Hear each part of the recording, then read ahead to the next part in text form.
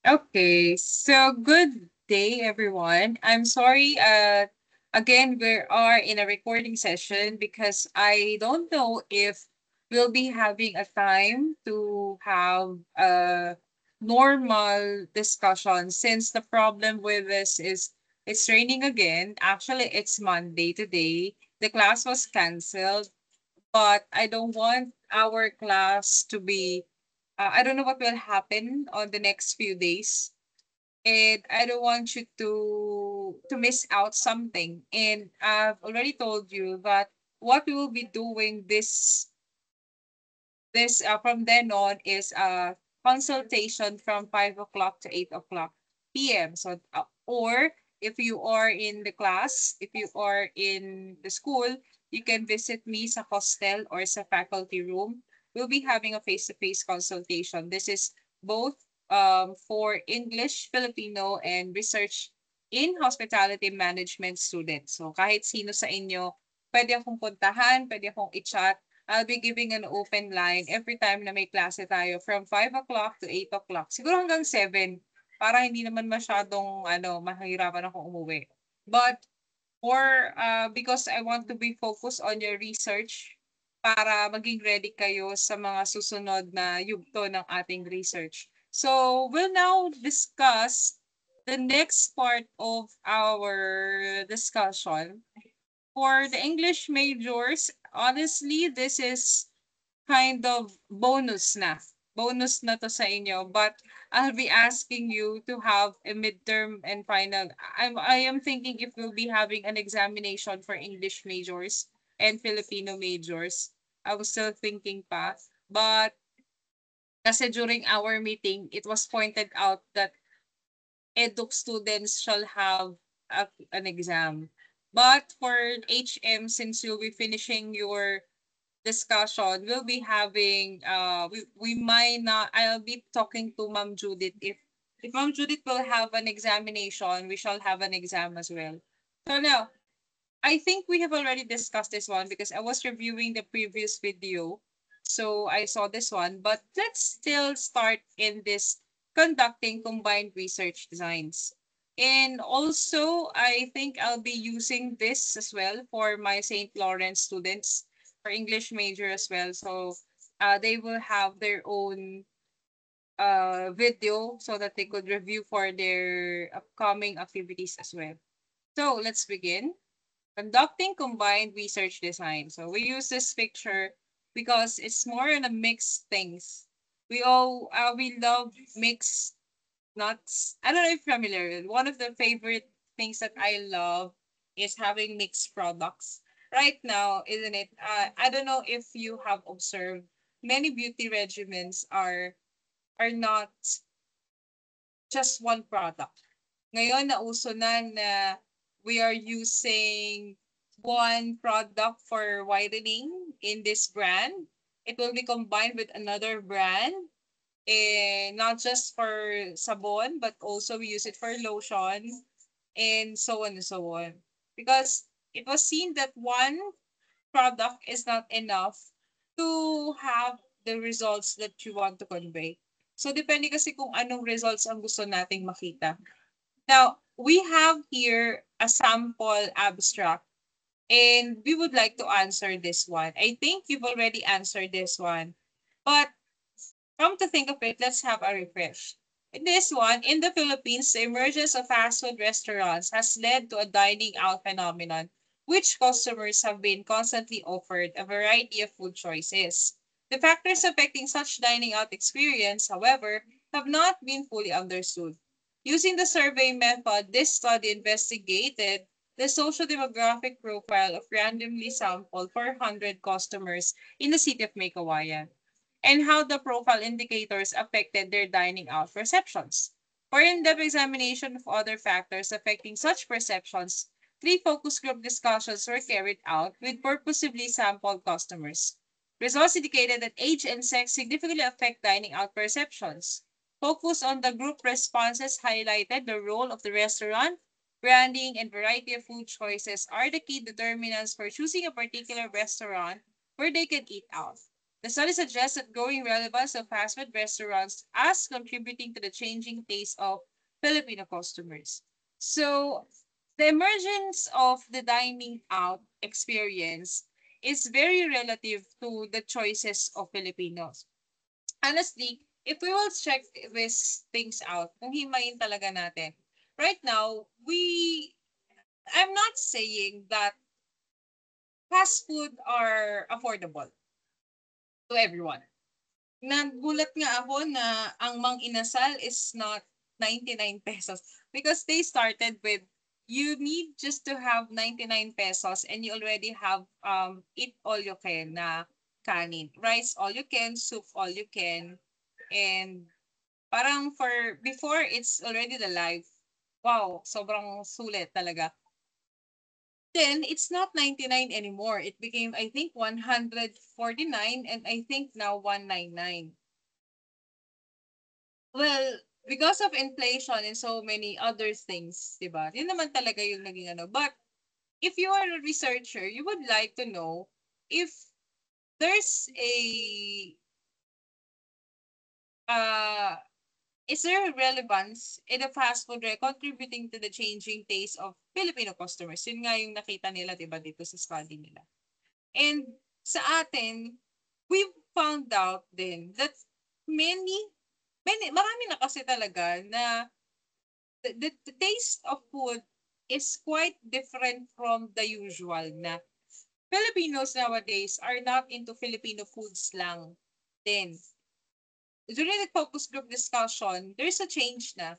And we are more into other food cuisines. Dati Filipino and Chinese lang. And then Japanese. And then Koreans. Koreans before, ay, more on ano lang. Ang gusto lang ng tao sa Korean, yung samgyeopsal nga, ayaw nila eh. But unti-unti, nagkakaroon na siya ng iba't ibang experience. And now, you could also see that the fast food, by using not just asking for 400 customers, they conducted a focus group discussion. Because in a focus group discussion, you'll be having a in-depth talaga. What are the samples of focus group discussion? Very simple. You know, I attended the class last time sa Ateneo. I've already mentioned it to some of my students. And nito, I received a letter from them asking I could be one of their participants. The recording sessions of the focus group discussion for our discussion nga, pwede daw bang gamitin nila.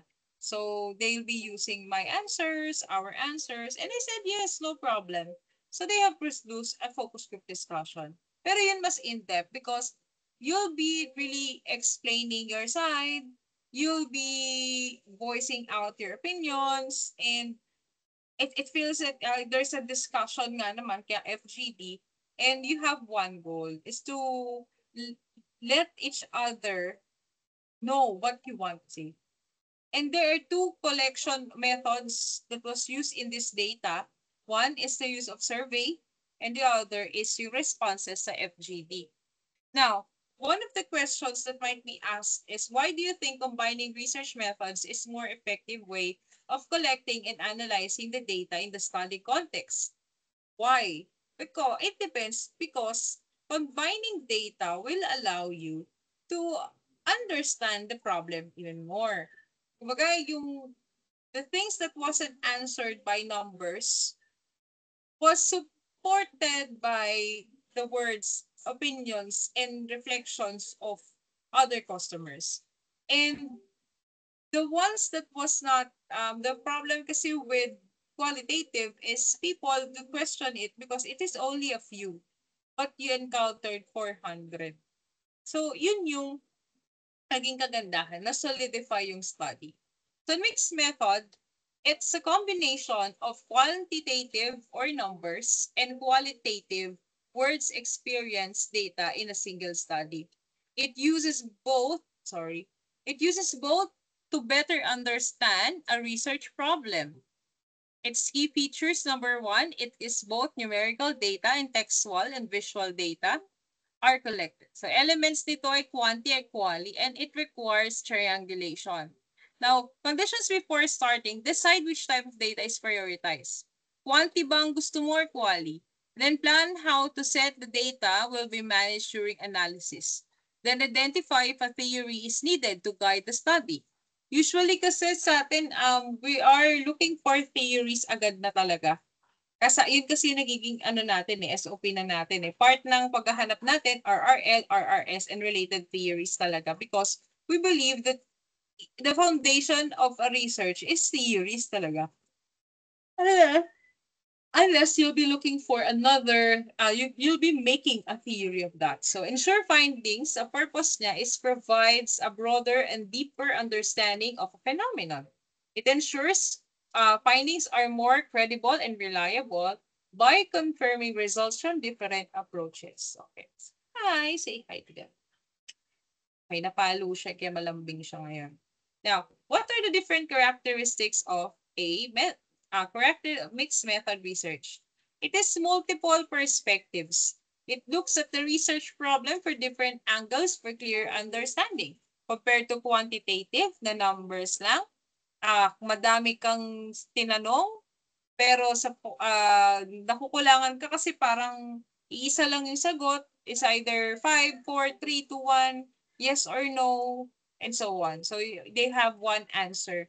Whereas the qualitative, kulang ng numbers. Triangulation uses different sources methods, so from surveys plus interviews to study of the same topic.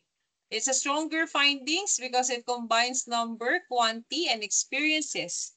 And theory and model building results can help create models, frameworks, or another future research. Kasi pwede siya na, kunwari, yung study nila ay, ang gagawin natin is, you interview first, and then you develop a questionnaire. And then that's the time na ginamit mo yon sa pagtatanong. Minsan ganun yung nangyayari kasi. Now, in the times of mixed method research, we have three. We have sequential explanatory, we have sequential exploratory, and we have concurrent triangulation. When we say sequential, the first step would be quantitative. Number first, and then the step 2 is collect qualitative data. Purpose is to qualitative findings to explain numbers in detail. So una nating ginawa, naghanap ka muna ng mga questionnaires at saka ka nag-interview. Ang priority mo, quantity talaga. Tapos gusto mo lang madagdagan.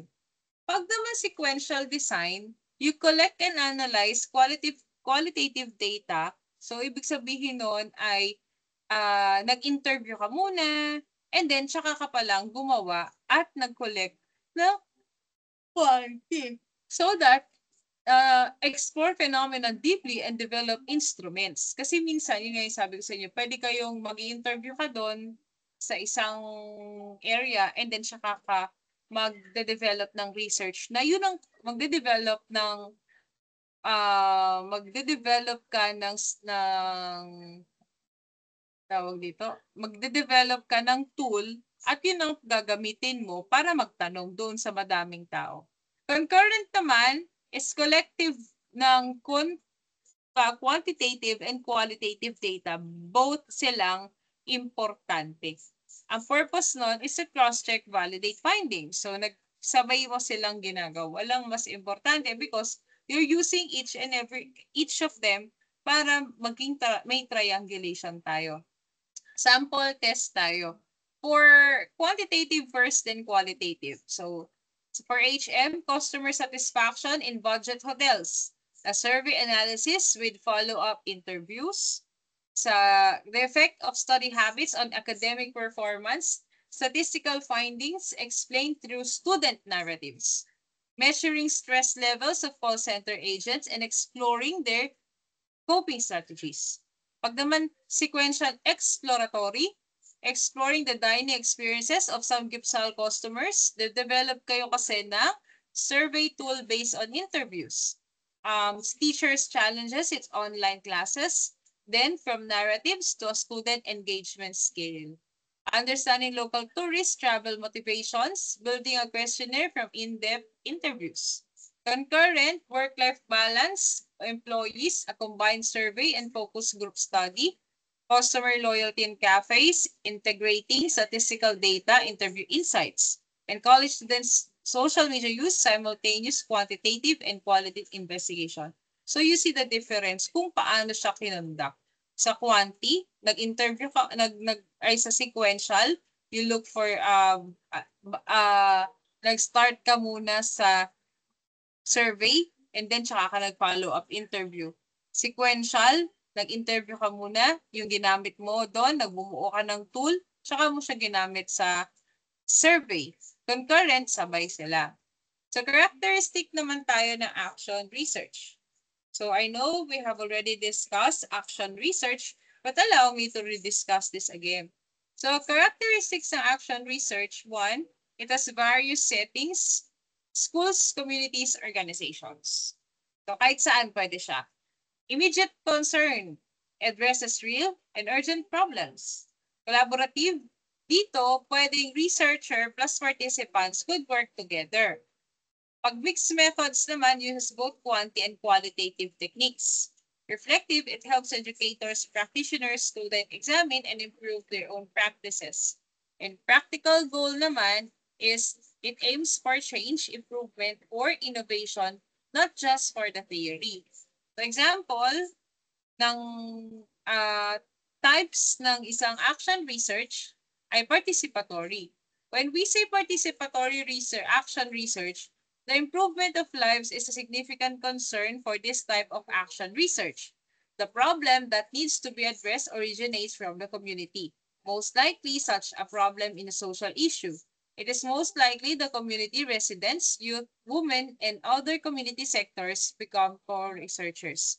It's a collaborative in nature, ensuring everyone involved in the research process contributes to the generation of results. So research outcomes for the research are empowering and emancipating. So as you can see, participatory, nakalagay dito, the problem is social issue and usually kasama mo dito sa research ang residents, youth, women, at saka ibang community.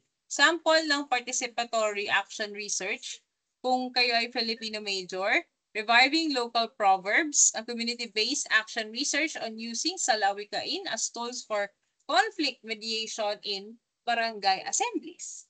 Pwede rin naman empowering rural women through oral literature, a participatory action research on preserving Filipino folktales. And bridging generations and action research using baybayin workshops for youth identity formation on indigenous communities. Pwede rin naman for English majors, Breaking the Silence, a participatory action research on empowering students' voices in the student work poetry. So dito kasi kasama mo na si student habang nagre-research ka. Kaya nga siya participatory, hindi lang ikaw. Dito sa mga nabanggit natin, hindi lang si researcher. Kasama din dito yung mga iba't ibang tao. So digital storytelling in youth writers, a community-based action research in an urban poor area. Reading circles as a safe space using literature to foster critical awareness among out-of-school youth. So for HM, cooking for a change. So a community-based action research on reviving indigenous Filipino recipes for sustainable tourism, youth-run pop-up cafes, participatory action research on empowering senior high school students in hospitality training.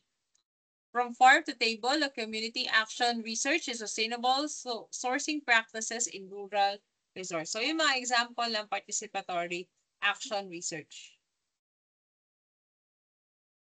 We also have practical action research, issues or problems encountered in schools that can be addressed and sustained by using this type of action.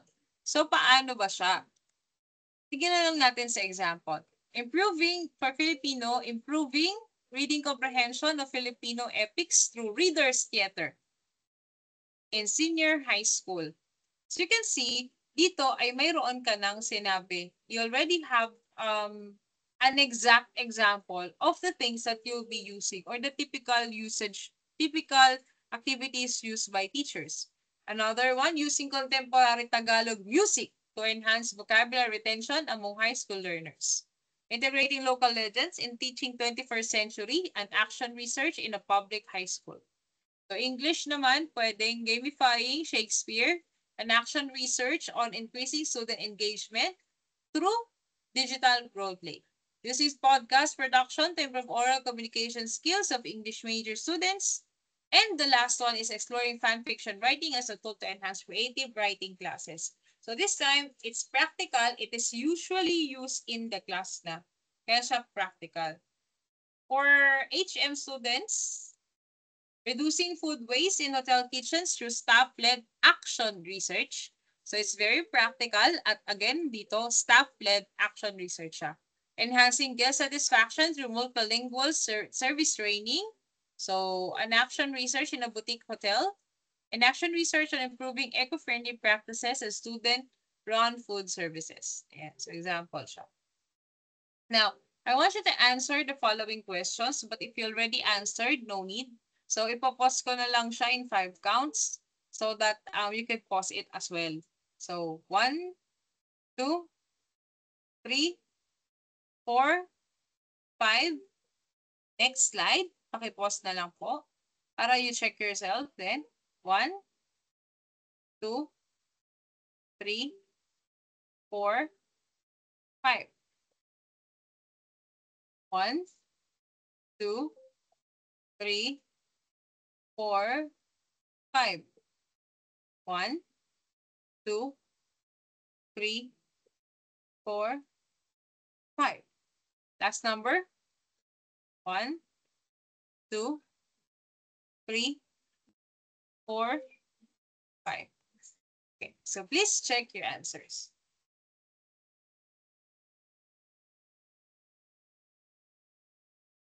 Okay, so I'll be back in a while. So pakicheck muna yung gawa ninyo.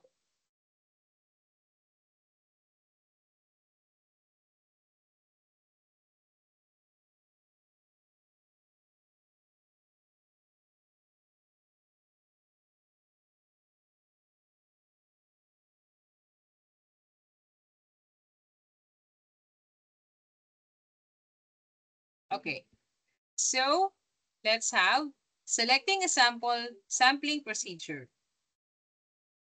The population and sample, in gathering data, relevant data, researcher must select individuals representing the study population.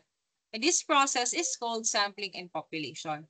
Now, selecting a few sample from a bigger group or population to estimate predicted outcomes. Sample is specific part of a portion of the population from which the data will be collected.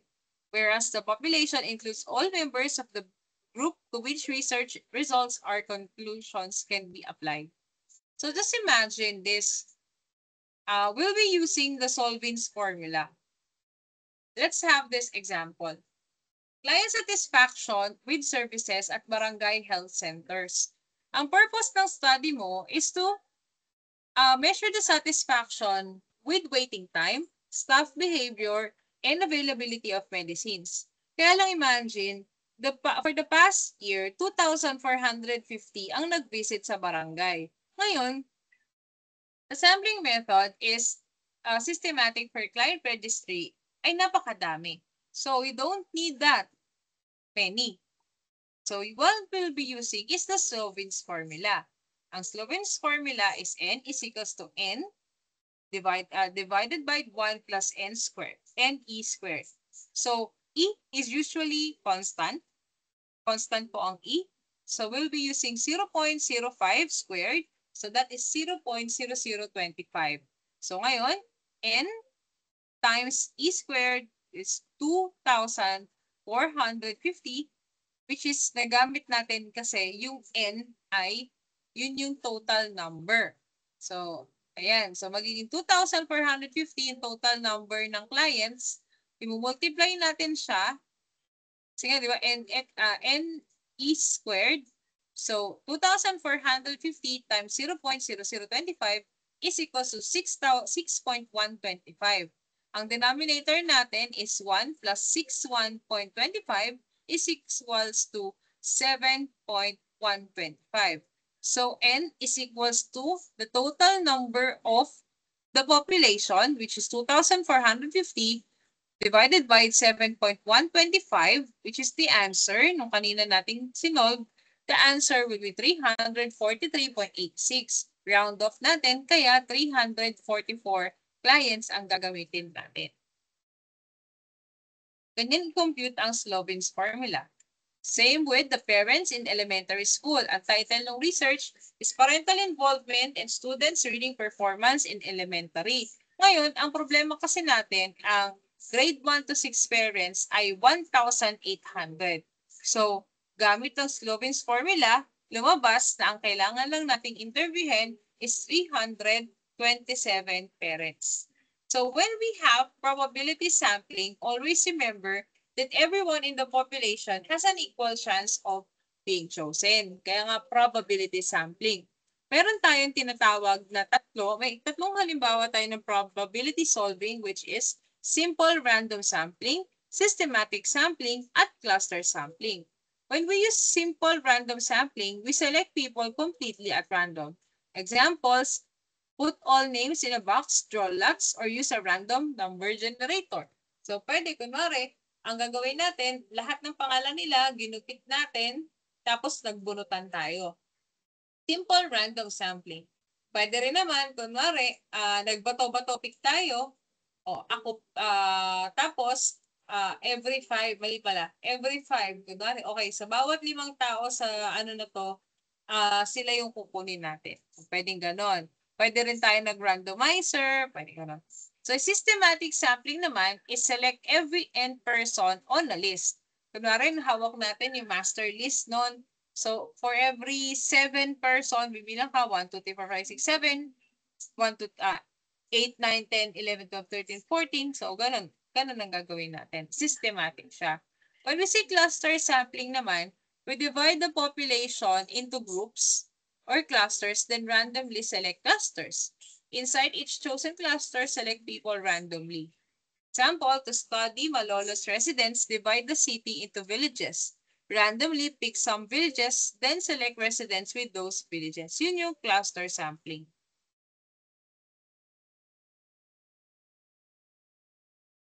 For example, studying students' stress levels in university. Meron tayong population na 12,000 students, pero napakadami niya. So, ang una mong gagawin, using Sloven's formula, makukuha natin na 387 lang ang kailangan mong interviewin out of 12,000 students. Madami yung 387, but it's still lesser compared to 12,000 students. So, choose a sampling technique. Pwede kayong gumamit. Kung gusto mo na simple random sampling, you use a randomizer app to select 387. Pero kung student sampling, pwede mo kunin yung pangalan ng mga estudyante sa registrar and then pick every 30th student until you reach 387. Cluster naman is divide students by colleges, tapos tsaka ka pumili lang 3 colleges, tapos doon ka mag-survey. It saves time and resources, kesa nga naman na 12,387 and ensures results are representative of the larger population. We also have convenience sampling, purposive sampling, and quota sampling. And the last one would be snowball sampling. When we say convenience sampling, choose people who are easiest to reach. Kunwari, yung friends mo, yung family mo, sila madali nila makita. So, sila na lang. When we say purposive naman, choose based on researchers' criteria. For example, hotel employees with 5 years of managerial jobs, kaya dun ka pipili kasi yun yung mas makakabigay sa'yo. Isa yun. Quota naman, select people to match populations. Example, 60 females, ang 100 employees yun. So, nag-set na lang kayo na 60 females plus 40 males. Tapos the rest out na.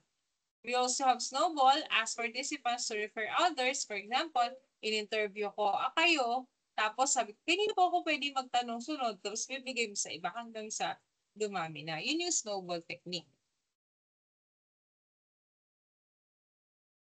So, example ito, exploring coping strategies of hotel employees during peak tourist season. So, ang population niya ay hotel employees in Bulacan Province. So, iba't ibang position sila. May front desk, housekeeping, food service, and managers. So, paano gagawin mo? If convenient sampling, interview employees from hotels that are easily accessible to research. Yung lahat ng pumayag. Purposive naman, select specific employees na 5 years na nagtatrabaho. Quota naman is ensure sample reflects proportion by job role. So, maghahanap ka na at least 20 housekeeping, 15 front desk, 10 full service, and 5 managers. Snowball is as initial respondents. So, kunwari, magtanong ka sa manager, magtanong ka, sino po yung pwede maging participant namin? So, isa yan. So, we'll be ending this session today. Not today, but for this, para hindi naman masyadong mabigat. So, later, we'll discuss design research